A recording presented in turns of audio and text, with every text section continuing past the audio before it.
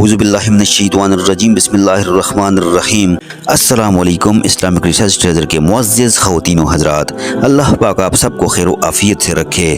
پیارے دوستوں، پیاری بہنوں اور پیارے بھائیوں، دنیا کی تاریخ میں ایسے بہت سارے بادشاہ اور فرعون گزرے ہیں جن کو ان کی بادشاہت اور دولت کے نشے نے مغرور بنا دیا اور وہ تکبر میں آ کر خدائی کا دعویٰ کر بیٹھے۔ یہ بدبخت لوگ اپنی بے شمار مال و دولت اور بادشاہت کے نشے میں بدمست ہو کر اللہ تبارک و تعالیٰ کی وحدانیت کو للکارنے لگے اور معاذ اللہ خدائی کا دعویٰ کر بیٹھے۔ اس کے باوجود بھی اللہ تبارک و تعالیٰ نے ان کی طرف بے شمار انبیاء اکرام کو مبعوث فرمایا اور ان کو ہدایت کی طرف بلایا، لیکن یہ بدبخت لوگ اپنی سرکشی اور انا پر اڑے رہے اور اللہ تبارک و تعالیٰ کی وحدانیت کا انکار کرتے رہے۔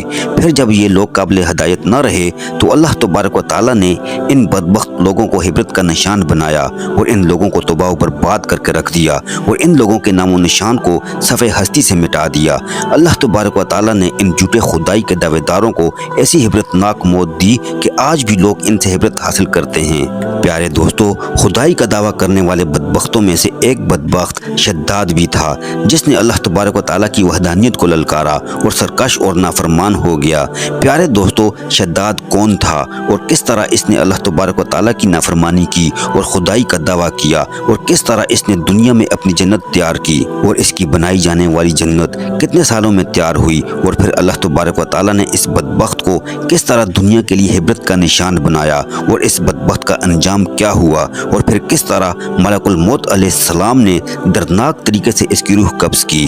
پیارے دوستو، ان تمام تر سوالات کے جوابات قرآن و حدیث کی روشنی میں آج کی اس ویڈیو میں ہم آپ کو بتائیں گے، لہٰذا آپ سے گزارش ہے کہ ہماری اس ویڈیو کو اینڈ تک ضرور دیکھیے گا۔ پیارے دوستو، شداد اس قوم کی نسل میں سے تھا جو دنیا کی سب سے طاقتور ترین قوم تھی جس کو قوم عاد کہا جاتا ہے۔ اس قوم کے بارے میں اللہ تبارک و تعالیٰ قرآن پاک میں ارشاد فرماتا ہے کہ ان کی جیسی قوم نہ اللہ تبارک و تعالیٰ نے ان سے پہلے پیدا کی اور نہ ہی ان کے بعد کسی قوم کو پیدا کیا۔ قوم عاد احقاف کے اندر آباد تھی۔ احقاف ایک ایسی جگہ تھی جہاں ریت کے بہت ہی بلند و بالا ٹیلے تھے اور احقاف کا یہ علاقہ یمن اور عمان کے درمیان بکھرا ہوا تھا۔ اس علاقے کے اندر قوم عاد 8,500 سال پہلے آباد تھی۔ اس قوم پر اللہ تبارک و تعالیٰ کا یہ خاص کرم تھا کہ اللہ تبارک و تعالیٰ نے اس قوم کو دنیا کی سب سے طاقتور قوم بنایا تھا۔ اس کے ساتھ ساتھ اللہ تبارک و تعالیٰ نے اس قوم کو سرسبز و شاداب باغات اور وافر مقدار میں کھیت عطا فرمائے تھے۔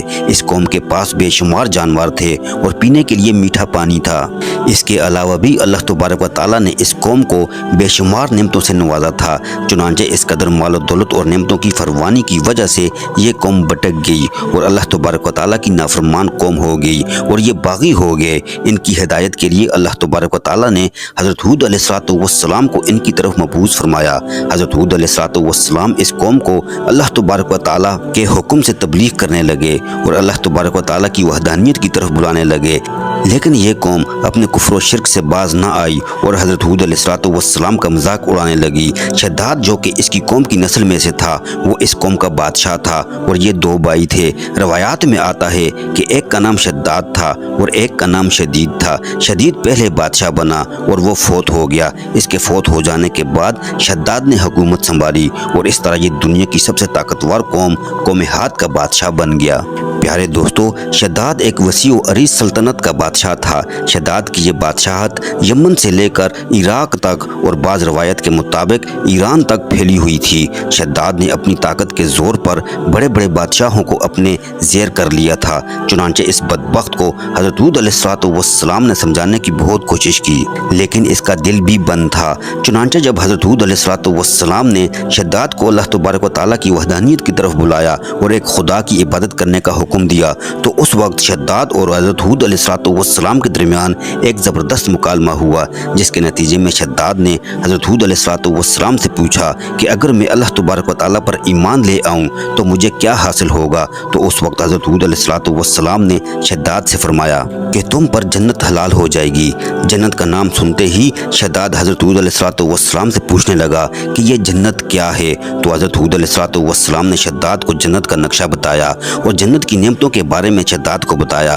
حضرت ہود علیہ السلام کی یہ بات سن کر شداد مسکرانے لگا اور حضرت ہود علیہ السلام کو دیکھ کر کہنے لگا کہ یہ کون سی بڑی بات ہے، ایسی جنت تو میں بھی تیار کر سکتا ہوں۔ حضرت ہود علیہ السلام نے شداد کو اس کفر و شرک سے روکنے کی بہت کوشش کی، لیکن یہ بدبخت باز نہ آیا۔ چنانچہ اس وقت شداد نے اپنی سلطنت کے بہت بڑے بڑے کاریگروں کو اکٹھا کیا اور احقاف میں علم کے مقام پر 20 کوس لمبی اور چوڑی جنت بنانے کا کام شروع کروا دیا۔ چنانچہ شداد کی تیار ہونے والی اس جنت میں سونے اور چاندی کی اینٹیں لگائی گئیں اور جواہرات بھی لٹکائے گئے۔ اس بدبخت شداد نے اپنی اس بنائی جانے والی جنت میں شہد، دودھ اور پانی کی نہریں بھی رواں کر دیں اور دنیا جہاں کے خوبصورت درخت، پودے اور پھول بھی لگوا دیے اور اس جنت کو طرح طرح کے جواہرات سے مزین کر دیا۔ قوم عاد چونکہ پہلے ہی بلند و بالا پہاڑوں کو تراش کر محلات بنانے کے اندر ماہر تھی اور شداد کی سلطنت میں تو یہ فن عروج پر تھا، چنانچہ ریت کے ان بلند و بالا ٹیلوں پر بہت بڑے بڑے ستون کھڑے کر دیے گئے اور ان بلند ستونوں پر بڑی بڑی سونے اور چاندی کی عمارتیں بنا دی گئیں۔ شداد نے یہ فیصلہ کیا تھا کہ جب تک اس کی بنائی جانے والی جنت تیار نہ ہوگی اس وقت تک وہ اپنی جنت کے اندر قدم نہیں رکھے گا۔ چنانچہ شداد کے حکم کے مطابق جنت تیار ہونے لگی اور شداد اپنے محل کے اندر بے صبری کے ساتھ جنت کا کام مکمل ہونے کا انتظار کرنے لگا۔ شداد کی اس جنت کو تیار ہونے میں 12 سال لگے۔ 12 سالوں کے اندر جب یہ جنت مکمل تیار ہو گئی اور اس کو طرح طرح کے ہیرے جواہرات سے مزین کر دیا گیا اور طرح طرح کی خوبصورتی سے مزین کر دیا گیا، تو اس وقت شداد کو اس کی جنت کے تیار ہونے کا پیغام پہنچا دیا گیا۔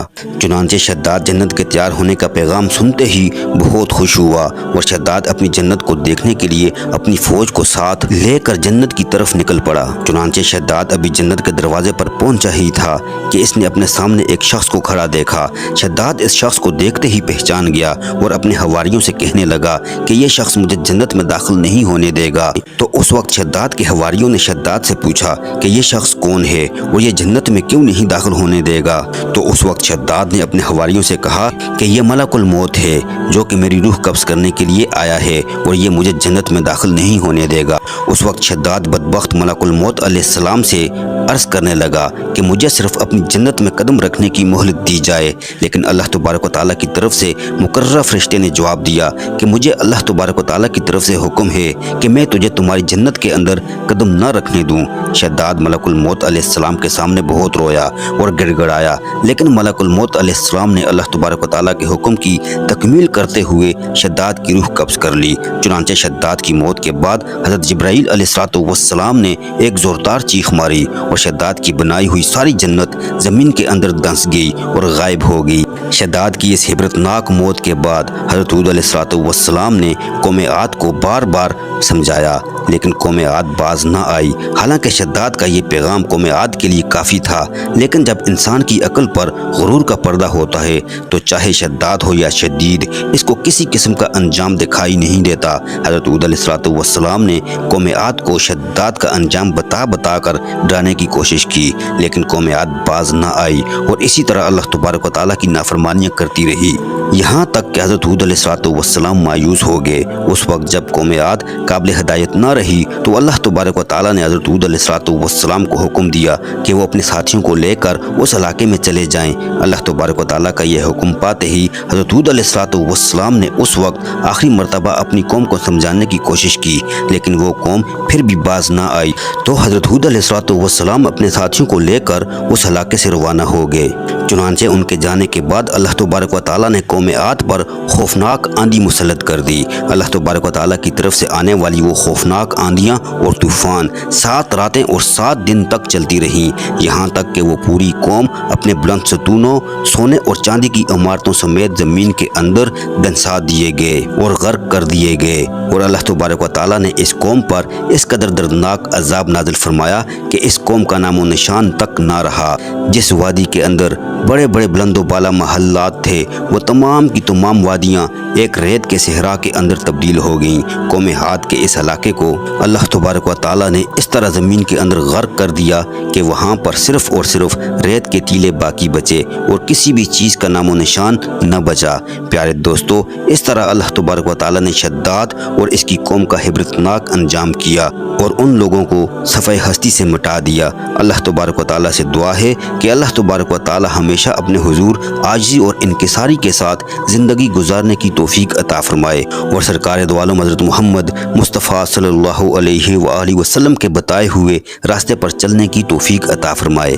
پیارے دوستو، ہم امید کرتے ہیں کہ آپ کو ہماری آج کی یہ ویڈیو پسند آئی ہوگی۔ اگر آپ کو ہماری آج کی یہ ویڈیو پسند آئی ہے تو آپ سے گزارش کرتے ہیں کہ آپ ہمارے چینل اسلامک ریسرچ ٹریزر کو ضرور سبسکرائب کر لیں اور ساتھ ہی لگے بیل کے بٹن کو بھی پریس کر لیں تاکہ آپ کے پاس ہماری آنے والی مزید معلوماتی ویڈیوز کا نوٹیفیکیشن بر وقت ملتا رہے۔